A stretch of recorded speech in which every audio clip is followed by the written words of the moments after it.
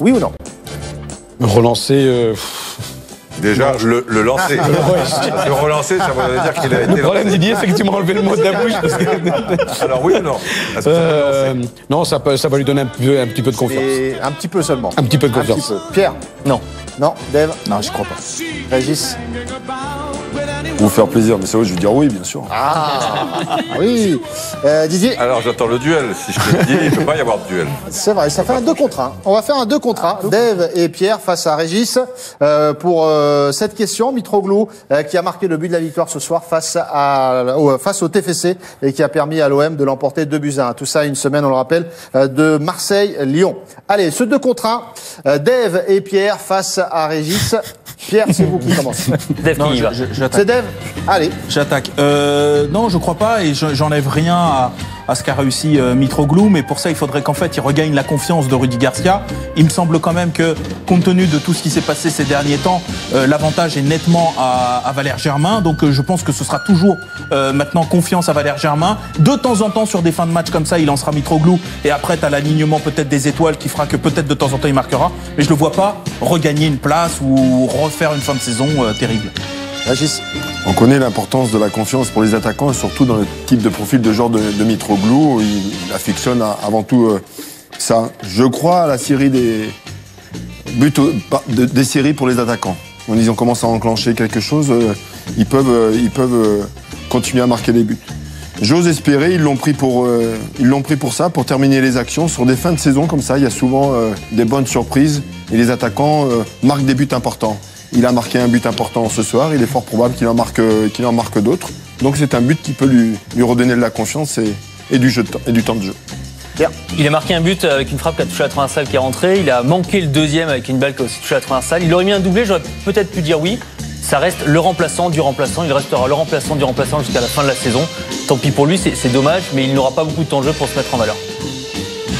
Mais s'il est remplaçant du remplaçant, il marque à chaque fois dans les derniers quarts d'heure ou les 20 dernières minutes, je pense que Marseille en sera bien heureux et bien content de ses finitions.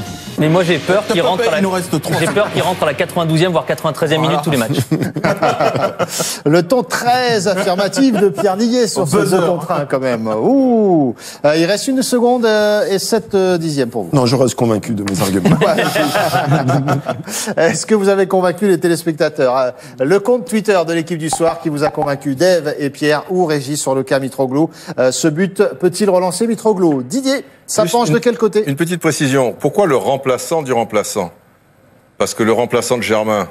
Je suis pas sûr que Mitroglou soit le premier remplaçant de la pointe à l'Olympique de Marseille. Si tu regardes depuis le début de la saison. Il y a Ocampos qui a aussi également joué en pointe. Oui, pas beaucoup Ocampos quand même. En tout cas, c'est pas le numéro bis de l'attaque marseillaise. C'est oui, plus le numéro je pense que c'est pas le numéro bis, mais il a quand même quelque chose, Mitroglou, comme dit fortement, justement, Régis à mon sens.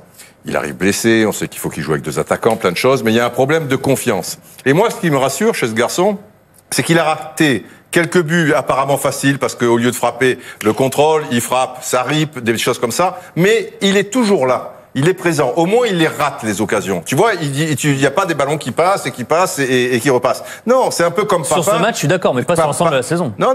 J'ai vu certains matchs où il avec avait Marseille des occasions. Ou la Grèce, Didier? Non, avec l'OM. Ouais.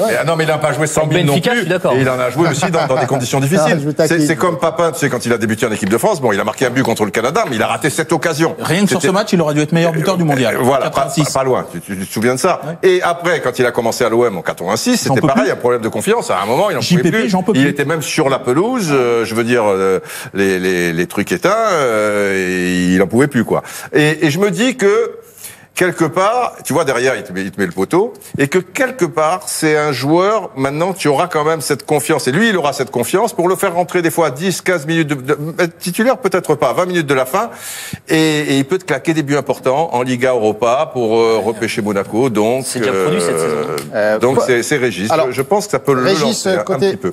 Le point de la part de Didier pour Régis Paul, vous connaissez super bien évidemment, vous travaillez beaucoup avec le Portugal. Oui, moi je rejoins un petit peu Régis et Didier.